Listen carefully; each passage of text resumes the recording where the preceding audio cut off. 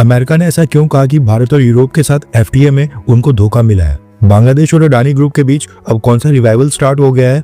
And इसके अलावा भी काफी सारी इंपॉर्टेंट अपडेट्स आ रही हैं जो आपको मेन स्ट्रीम के न्यूज चैनल्स के ऊपर भी बिल्कुल देखने को नहीं मिलेंगी, इसलिए इस वीडियो को एंड तक देखिएगा। सबसे पहले बात करते हैं भारत और इजराइल के बारे में। आपको याद होगा पिछले साल दिसंबर महीने में इजराइल के प्राइम मिनिस्टर बेंजामिन नेतन्याहू ने भारत आना था, लेकिन रेड फोर्ट ब्लास्ट के बाद एंड मोमेंट के ऊपर इजरायली प्राइम मिनिस्टर की विजिट कैंसिल हो गई थी।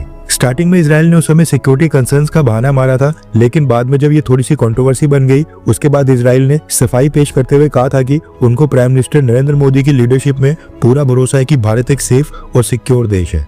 माना जा रहा था कि भारत और इजराइल बेंजामिन नेतन्याहू की भारत यात्रा की नई डेट्स को फाइनलाइज कर रहे हैं, लेकिन अब अचानक से न्यूज निकल कर आ रही है कि बेंजामिन नेतन्याहू ये नहीं बल्कि अब प्राइम मिनिस्टर नरेंद्र मोदी खुद ही इजराइल की विजिट के ऊपर जा रहे हैं।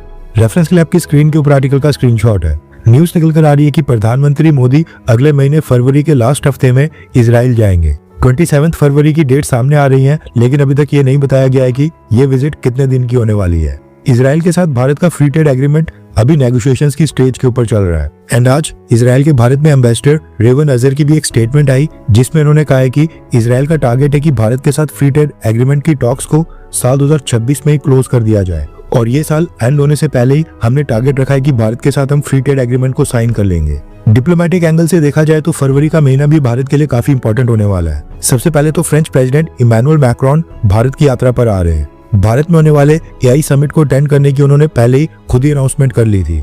अब ये देखना इंटरेस्टिंग होगा कि उस विजिट में 114 राफेल फाइटर जेट्स की डील साइन होती है या फिर नहीं।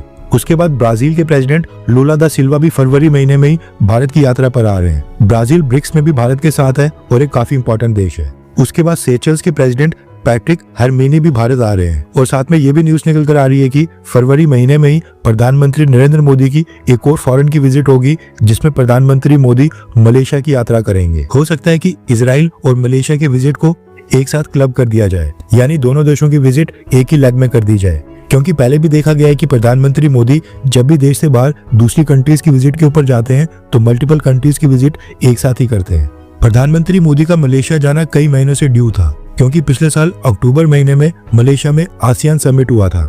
उसके लिए मलेशिया ने डोनाल्ड ट्रंप के साथ साथ प्रधानमंत्री नरेंद्र मोदी को भी चीफ गेस्ट के तौर पर बुलाया था, लेकिन प्रधानमंत्री मोदी ने वो आसियान समिट इन्विटेशन एक्सेप्ट करने के बाद बिल्कुल एंड मोमेंट के ऊपर मिस कर दिया था, इसलिए वो विजिट अभी भी पेंडिंग थी और प्रधानमंत्री मोदी मलेशिया जा रहे हैं। मलेशिया वैसे तो भारत के साथ टाइज इंप्रूव करने की बड़ी बड़ी बातें करता है, लेकिन at the same time Malaysia ने जाकिर नाइक को अभी तक डिपोर्ट करके भारत को नहीं सौंपा है। अभी भी जाकिर नाइक मलेशिया में एग्जाइल लेकर वहां पर बैठा है, और कई बार एक्स्ट्राडिशन रिक्वेस्ट भेजने के बाद भी मलेशिया ने जाकिर नाइक के ऊपर कोई भी एक्शन नहीं लिया है। नेक्स्ट अपडेट आ रही है अमेरिका और भारत को लेकर, और ये रिलेटेड है भारत और यूरोपियन यूनियन के फ्री ट्रेड एग्रीमेंट को लेकर।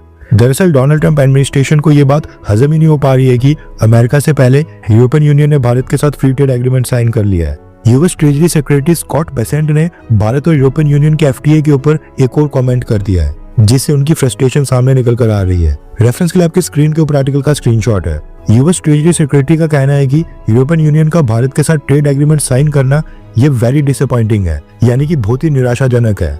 यूरोपियंस अमेरिका के साथ मिलकर भारत के ऊपर टैरिफ लगाने के लिए अनविलिंग थे, यानी कि जैसे अमेरिका ने भारत के ऊपर टैरिफ लगाए, उसके लिए अमेरिका यूरोपियन यूनियन को भी पुश कर रहा था कि वो भी भारत के ऊपर टैरिफ लगा ले, लेकिन यूरोपियन यूनियन अमेरिका के दबाव के आगे नहीं झुका। स्कॉट बेसेंट ने कहा कि अब उनको पता चला कि वो भारत के साथ ये ट्रेड डील करना चाहते थे, यानी यूरोप भारत के साथ ये ट्रेड डील करना चाहता था, इसलिए यूरोप ने भारत के ऊपर उस समय टैरिफ नहीं लगाए थे। यूएस ट्रेजरी सेक्रेटरी ने भारत और यूरोपियन यूनियन के फ्री ट्रेड एग्रीमेंट को यूक्रेन के साथ भी जोड़ दिया, और कहा कि जब भी आप किसी यूरोपियन लीडर को यूक्रेन के लोगों की इंपॉर्टेंस के बारे में बात करते सुनेंगे, तो हमेशा याद रखना कि यूरोपियन यूनियन ने यूक्रेन के लोगों के ऊपर भारत के साथ ट्रेड डील को प्राथमिकता दी थी। स्कॉट बेसेंट के अकॉर्डिंग अमेरिका ने भारत के ऊपर 25% के रशियन ऑयल टैरिफ लगाकर यूक्रेन के लोगों को प्राथमिकता दी, लेकिन यूरोपियन यूनियन ने ऐसा नहीं किया और भारत के साथ ट्रेड डील साइन कर ली।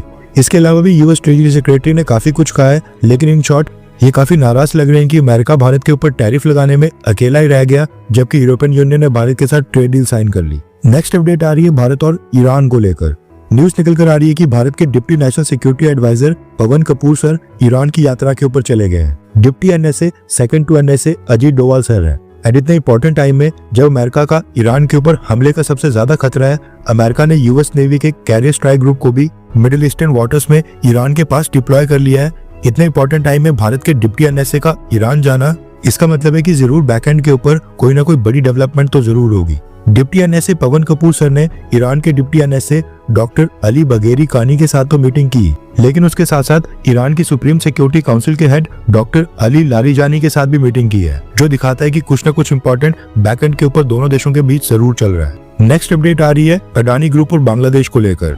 आपको याद होगा शेख हसीना के रिमूवल के बाद बांग्लादेश की इंटरिम गवर्नमेंट ने आरोप लगाया था कि शेख हसीना गवर्नमेंट के समय अडानी ग्रुप के साथ ये जो पावर परचेजिंग एग्रीमेंट साइन हुआ है उसमें काफी करप्शन के चांसेस हैं और वो इस एग्रीमेंट का दोबारा से रिव्यू करेंगे। उसके बाद इंटरिम गवर्नमेंट अडानी ग्रुप के $800 मिलियन से ज्यादा के ड्यूज भी क्लियर नहीं कर रही थी, जिसके बाद अडानी ग्रुप ने बांग्लादेश को पावर सप्लाई में कट कर दिया था। अडानी ग्रुप और बांग्लादेश की इंटरिम गवर्नमेंट के बीच कंट्रोवर्सी काफी लंबे समय तक चली थी, लेकिन अब ऐसा लग रहा है कि अडानी ग्रुप और प्रोफेसर मोहम्मद यूनुस की इंटरिम गवर्नमेंट अब दोनों गुड टर्म्स के ऊपर आ गए हैं। रेफरेंस क्लब की स्क्रीन के ऊपर आर्टिकल का स्क्रीनशॉट है। न्यूज निकल कर आ रही है कि अडानी ग्रुप ने बांग्लादेश को पावर एक्सपोर्ट्स काफी सिग्निफिकेंट अमाउंट में बढ़ा दिए हैं। अडानी ग्रुप का जो झारखंड में कोल फायर्ड पावर प्लांट है, वहां से अडानी ग्रुप ने एनुअली 38% ज्यादा इलेक्ट्रिसिटी बांग्लादेश को सप्लाई की है और ये चीज बांग्लादेश और गवर्नमेंट ऑफ इंडिया दोनों के डेटा से रिवील हुई है। अडानी ग्रुप के इस 38% के इंक्रीज के कारण बांग्लादेश की जो टोटल पावर कंजप्शन है उसमें भी भारत की परसेंटेज बढ़ गई है।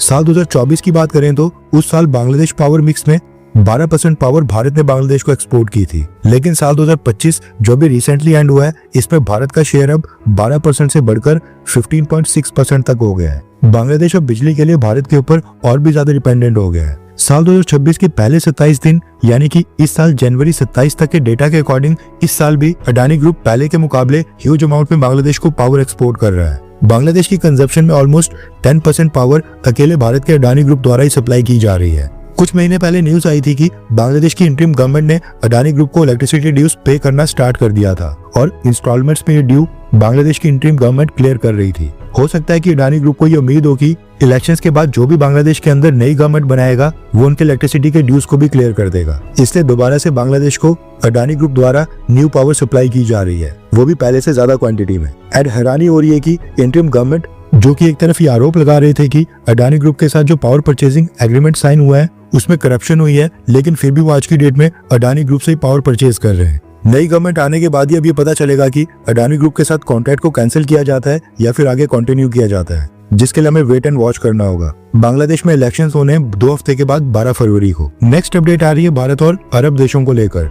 न्यूज निकल कर आ रही है कि सेकंड इंडिया अरब फॉरेन मिनिस्टर्स मीट के लिए अब अरब कंट्रीज के विदेश मंत्री भारत आना स्टार्ट हो गए हैं। ये पिछले कुछ समय में मुस्लिम देशों को रीच आउट करने की सबसे बड़ा डिप्लोमेटिक इवेंट माना जा रहा है। मिडिल ईस्ट की जितने भी अरब कंट्रीज हैं, इन्होंने अरब लीग नाम का एक संगठन बनाया था जिसमें 22 अरब देश शामिल हैं। इन 22 अरब देशों में Algeria, Bahrain, Comoros, Djibouti, Egypt, Iraq, Jordan, Kuwait, Lebanon, Libya, Mauritania, Morocco, Oman, फलस्तीन, Qatar, Saudi Arabia, Somalia, Sudan, Syria, Tunisia, United Arab Emirates और यमन शामिल हैं। अगले 2 दिन यानी कि 30 और 31 जनवरी को ये इंडिया अरब फॉरेन मिनिस्टर्स की मीट होनी है, लेकिन अरब कंट्रीज के फॉरेन मिनिस्टर्स इसके लिए अभी से भारत आना स्टार्ट हो गए हैं। वीडियो रिकॉर्ड करते समय तक फलस्तीन, सूडान और कोमोरोस के विदेश मंत्री अभी तक भारत आ गए हैं। अभी देखना भी इंटरेस्टिंग होगा कि इन 22 अरब देशों में से कितने अरब देश भारत में इस मीटिंग के लिए अपने विदेश मंत्रियों को भेजते हैं। भारत का 60% क्रूड ऑयल, फर्टिलाइजर्स और एनर्जी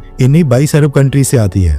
1 करोड़ से ज्यादा इंडियंस आज की डेट में इन 22 अरब देशों में ही रह रहे हैं, जो बिलियन ऑफ डॉलर्स की रेमिटेंसेस हर साल भारत भेजते हैं। 50% टैरिफ के बाद अब ये देश भी भारत के लिए काफी इंपॉर्टेंट हो गए हैं। नेक्स्ट अपडेट आ रही है पाकिस्तान और अमेरिका को लेकर। दरअसल न्यूज निकल कर आ रही है कि अमेरिका ने पाकिस्तान के लिए एक नई ट्रैवल एडवाइजरी जारी करके पाकिस्तान की विजिट न करने की सलाह दी है। यूनाइटेड स्टेट्स स्टेट डिपार्टमेंट ने अपने देश के लोगों के लिए ट्रैवल एडवाइजरी जारी करते हुए कहा है कि अगर कोई भी यूएस सिटीजन पाकिस्तान जा रहा है तो वो अपनी विजिट को रिकंसीडर करे। पाकिस्तान के अंदर उनके किडनैप होने का रिस्क है, security concerns including crime, civil unrest, terrorism, ये सभी है। यूएस एडवाइजरी के according transportation hubs, hotels, markets, shopping malls, military and security installations, airports, trains, schools, hospitals, places of worship, tourist locations and government buildings, इन सब के ऊपर कभी भी हमला हो सकता है। इसलिए अमेरिका के नागरिक पाकिस्तान ना ही जाएं और अपनी विजिट को रिकंसीडर करें, यानी कि दोबारा से सोच लें कि उनका पाकिस्तान जाना इंपॉर्टेंट है या फिर नहीं, और अगर इंपॉर्टेंट नहीं है तो पाकिस्तान ना जाएं। हर 24 घंटे के अंदर जियोपॉलिटिक्स में बड़े फेरबदलाव और उलटफेर हो रहे हैं और भारत के लिए नए चैलेंजेस आ रहे हैं। कोई देश अपने फैसले से पलट रहा है तो कोई देश ब्लैकमेलिंग के ऊपर उतर आया है। सभी देश एक दूसरे को नीचे लगाने की कोशिश कर रहे हैं। इन सब के बीच हमारा भारत किसी भी देश से पीछे न रह जाए, इसके लिए मोदी सरकार लगातार कोशिशें कर रही है। एंड भारत की foreign policy, defence news, economy और ग्लोबल अफेयर्स का सही एनालिसिस हमारे चैनल इंडियन अफेयर्स का मिशन है और ये मिशन आपके सपोर्ट के बिना अधूरा है। इंडियन अफेयर्स हिंदी के ऊपर हम सभी फैक्ट्स और डेटा बिल्कुल सरल भाषा में एनालाइज करते हैं, बिना किसी एजेंडा के। अगर आप चाहते हैं कि इंडियन अफेयर्स का सही और ऑथेंटिक एनालिसिस आप तक लगातार पहुंचे, तो इस वीडियो को लाइक करें और हमारे चैनल इंडियन अफेयर्स को सब्सक्राइब करके बेल नोटिफिकेशन ऑन करना मत भूलिए। आपका एक लाइक हमारे चैनल को ग्रो करने में काफी मदद करेगा और एक सब्सक्राइब ये सुनिश्चित करेगा कि आप किसी भी इंपॉर्टेंट अपडेट को मिस ना करें। अगर आपने हमारे चैनल को पहले से सब्सक्राइब किया है तो दिल से धन्यवाद। जय हिंद, वंदे मातरम।